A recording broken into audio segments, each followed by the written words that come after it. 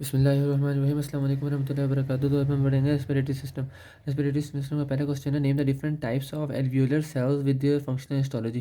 अब हमारे पास दो टाइप्स ऑफ एल्वियोलर सेल्स होते हैं। एक हमारे पास टाइप 1 जिसको हम लोग कहते हैं स्क्वेमस एल्वियोलर सेल्स, और दूसरा टाइप 2 जो कि ग्रेटर एल्वियोलर सेल्स होता है। अब जो हमारे पास है ना टाइप 1 के सेल्स, वो हमारे पास होते हैं फ्लैटेंड स्क्वेमस सेल्स। दूसरे जो होते हैं वो हमारे पास होते हैं रफली क्यूबॉइडल शेप। एक तो ये हमारे पास आ गया जो ग्रेटर एल्वियोलर क्यूबॉइडल होते हैं, और जो टाइप 1 है उसका तो नाम ही स्क्वेमस एल्वियोलर है, तो स्क्वेमस है। दूसरा हमारे पास पॉइंट ये है कि हमारे पास मेजॉरिटी में ये होते हैं, यानी ये 95% of the alveolar surface area वो ये बनाते हैं और सिर्फ 5% ये बनाते हैं। अब ये जो होते हैं ना इसमें 95, तो ये हमारे पास सारे line the alveolar surface and are extreme attenuated, यानी जितनी भी एलुलर सर्फेस है ना उसको ये हमारे पास लाइन करता है, और ये हमारे पास एटिनेटेड मतलब बहुत चिपके हुए होते हैं एक दूसरे के साथ।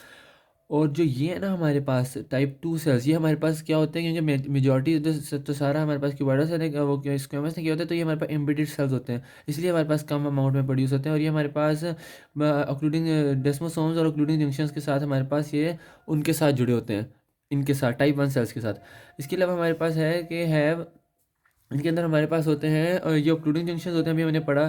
जिस तरह यहाँ पे भी जो टाइप 1 है वो भी इनके साथ ऑक्लूडिंग जंक्शन करता है, और ये आपस में भी स्क्वेमस सेल्स एक दूसरे के साथ ऑक्लूडिंग जंक्शन और डेस्मोसोम से जुड़े होते हैं। ये जो है हमारे पास इसकी स्पेशल बात ये है कि इनके अंदर हमारे पास लेमिनर बॉडी होती है, यानी ग्रेन्यूल्स होते हैं, जो कि हमारे पास जो परमोनरी सर्फेक्टेंट होते हैं, जिसके अंदर परमोनरी सर्फेक्टेंट होता है। ठीक हो गया। अब हमारे पास दूसरा क्वेश्चन है कि name the different components of blood air barrier. अब अगर हमारे पास है name the different components of blood air barrier. अब ब्लड एयर बैरियर में हमारे पास ना पहले समझने क्या होता है कि हमारे पास ना जिस तरह ये एल्विलाई होती है ना, तो ये एयर होती है और इसके यहाँ पे कैपिलरीज में कर रहे होते हैं, कैपिलरीज में ब्लड होता है। तो इन एयर और ब्लड के दरमियान में जितने भी स्ट्रक्चर्स हैं ना, इनको कहेंगे ब्लड एयर बैरियर। तो सबसे पहले हमारे पास क्या होता है, सबसे पहले हमारे पास होती है पल्मोनरी लेयर ऑफ सर्फेक्टेंट। ठीक हो गया, एक thin layer of pulmonary surfactant, sorry. उसके बाद हमारे पास होती है ये जो एल्वियुलर एपिथेलियम है। तो ये हमारे पास ना हमने पढ़ा था कि ना मेजॉरिटी जो एल्वियुलर एपिथेलियम है वो हमारे पास टाइप 1 से बनाती है। तो हमारे पास यहाँ पे लिखा हुआ है type 1 alveolar cell with its cuboidal lamina. अब ये क्यूबॉइडल लेमिना क्या है हमारे पास, जो टाइप 2 सेल्स है ना इसी को क्यूबॉइडल लेमिना कहा गया, क्योंकि ये मेनली क्यूबॉइडल इन शेप होते हैं ना, तो इसको क्यूबॉइडल लेमिना कहा गया। फिर हमारे पास होते हैं capillary endothelium cells and its basal lamina. ये जो कैपिलरीज है ना इसकी हमारे पास एंडोथेलियम सेल्स है, उसकी बेसल लेमिना।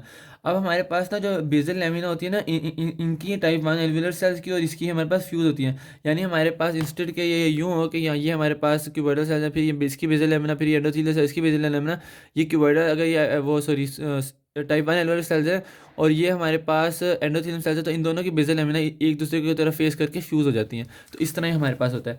इसके अलावा हमारे पास give the histological criteria of terminal bronchioles in lungs.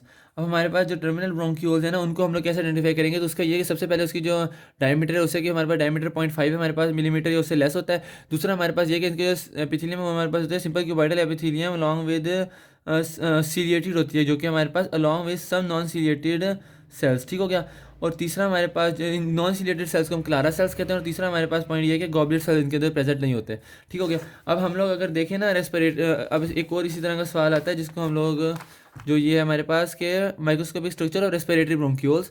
तो हमारे पास रेस्पिरेटरी ब्रोंक्यूल में भी हमारे पास सेम चीज़ें होती है कि हमारे पास सबसे पहले तो एक इसकी डिस्टिंग्विशिंग फीचर है वो ये कि हमारे पास जो रेस्पिरेटरी ब्रोंक्यूल्स है ना इनकी जो वॉल्स होती है ना वो हमारे पास इंटरप्ट करती हैं थिन वॉल्ड सेकुलर आउटपोचिंग यानी एल्वोलाई से। यानी हमारे पास ये थिन इसमें तो हमारे पास सिंपल जा रहे होते हैं ना टर्मिनल में, तो लेकिन जब ये हमारे पास होते हैं ना रेस्पिरेटरी ब्रोंक्यूल, तो इसके अंदर हमारे पास है कि जाते जाते आउटपोचिंग सेकुलर बन गई, यहाँ पे और सेकुलर आउटपोचिंग बन गई, और ये हमारे पास एल्वोलाई बनाते हैं। ठीक हो गया। उसके अलावा बाकी हमारे पास सेम है कि इसके अंदर भी हमारे पास सिंपल क्यूबॉइडल एपिथेलियम बेयर सीलिया। अगर जब लार्ज हमारे पास रेस्पिरेटर जब स्मॉल हो जाए तो हमारे पास नॉन सीलिएटेड हो जाते हैं, सेम गॉबलेट सेल इसमें भी नहीं होते। और एक अलग पॉइंट ये है कि हमारे पास outer cuboidal epithelium the walls of the respiratory bronchiole is composed of smooth muscle and connective tissue rich in elastic fibres. यानी हमारे पास इसके अंदर इलास्टिक फाइबर और जो हमारे पास है ना कनेक्टिव टिश्यू वगैरह वो ज़्यादा हो जाता है, बिकॉज हमारे पास टर्मिनल रेस्पिरेटरी ब्रोंक्यूल्स जाते जाते कार्टिलेज तो वैसे खत्म हो जाता है तो हमारे ब्रोंक्यूल्स की वजह से, तो इसी वजह से हमारे पास जो सपोर्ट है वो बेसिकली फिर हमारे पास कनेक्टिव टिश्यू स्मूथ मसल से फाइबर से मिलता है। अगला सवाल है give the structural features and functions of great alveolar cells. Same वही वाली बात है जो हम पहले बढ़ चुके हैं, वही के रफली क्यूबॉइडल होते हैं, टाइप 1 के अंदर एम्बेडेड होते हैं डेस्मोसोम्स के साथ। उसके बाद 5% एल्वियोलर सर्फेस बनाते हैं, लेमिनर बॉडी होती है, इसके अंदर पल्मोनरी सर्फेक्टेंट होता है, और एंड पे ये कि they serve as a stem cells for alveolar epithelium. यानी हमारे पास ये हमारे पास स्टेम सेल, जिस तरह हमारे पास स्टेम सेल उसके अंदर एक्ट किए थे ना किस किस के अंदर हमारे पास ऐड किए थे, एक तो हमारे पास स्पर्मेटोगोनिया के अंदर टाइप ए डार्कली स्टेन, फिर हमारे पास हमने स्टेम सेल्स पढ़े थे, म्यूकस, जब हमें डाइजेस्टिव सिस्टम पढ़ा था तो उसमें हमने म्यूकस ग्लैंड में पढ़े थे, वो म्यूकस ग्लैंड कह रहा हूँ, जब हमने ग्लैंड्स पढ़े थे ना स्टमक के, उसमें हमारे पास जो फंडिक ग्लैंड था उसके अंदर हमने पढ़ा था स्टेम सेल्स। इस तरह के हमारे पास ये भी एल्वियोलार एपिथेलियम जो है ना टाइप 2, वो भी स्टेम सेल के तौर पर करते हैं, divide mitotically to regenerate themselves as well as type 1 alveolar cells. अब अगला सवाल हमारे पास है, write the histological structure of trachea. अब ट्रैकिया में हिस्टोलॉजिकल स्ट्रक्चर सिर्फ बताना है, तो हमने बताना है कि इसकी ना पहले 4 लेयर में डिवाइड करते हैं। सबसे पहले म्यूकोजा, फिर हमारे पास आती है सबम्यूकोजा, फिर हमारे पास cartilage and intrinsic muscles and then adventitia. ठीक हो गया। अब म्यूकोजा हमारे पास क्या होती है कि म्यूकोजा में जो होती है वो हमारे पास pseudo stratified columnar ciliated epithelium containing many goblet cells. ठीक हो गया। उसके अलावा सब म्यूकोजा के अंदर हमारे पास क्या होता है, लूज कनेक्टिव टिश्यू होता है, सिंपल, ये तो पता है, and simple branch tubular acinar gland और मिसिलस टाइप। ठीक हो गया। फिर कार्टिलेज में हमारे पास क्या होता है कि हमारे पास 16 to 20 हमारे पास कार्टिलेजेस होते हैं, और ये हमारे पास पीछे से ना हमारे पास ओपन होते हैं, ये हमारे पास इस तरह होते हैं कार्टिलेज। अगर मैं इसको ड्रॉ करूँ, ये इस तरह होते हैं, ये हमारे पास एक पीछे से ओपन होते हैं इस तरह, दूसरा तो ये हमारे पास जो पीछे से बाकी सारे 16 होते हैं, तो ये पीछे वाले जो हमारे पास ओपन आए थे ना, ये हमारे पास जुड़ी होती है फाइब्रो इलास्टिक कनेक्टिव टिश्यू से, और साथ हमारे पास बंडल और स्मूथ मसल होते हैं जिसे हम कहते हैं ट्रैकियालस मसल। इसके अलावा हमारे पास होती है एडवेंटिशियस आउटर मोस्ट कवरिंग होती है, जो कि हमारे पास मोस्टली अरेंज होती है कोलेजन फाइबर्स के साथ। ठीक हो गया। और जो हमने पढ़ी थी ना उसके अंदर किसके अंदर, जो हमने एडवेंटिशिया पढ़ी थी यूरेटर के अंदर, उसमें हमारे पास क्या था कि उसके अंदर मोस्टली लूज कनेक्टिव टिश्यू था, इसके अंदर हमारे पास है लूजली अरेंज कोलेजन फाइबर्स हैं। अब हमारे पास आखिरी सवाल है, what changes occur in respiratory epithelium with smoking. इसमें 3 चेंजेस मेनली होते हैं कि हमारे पास it increases the epithelium permeability. ठीक हो गया।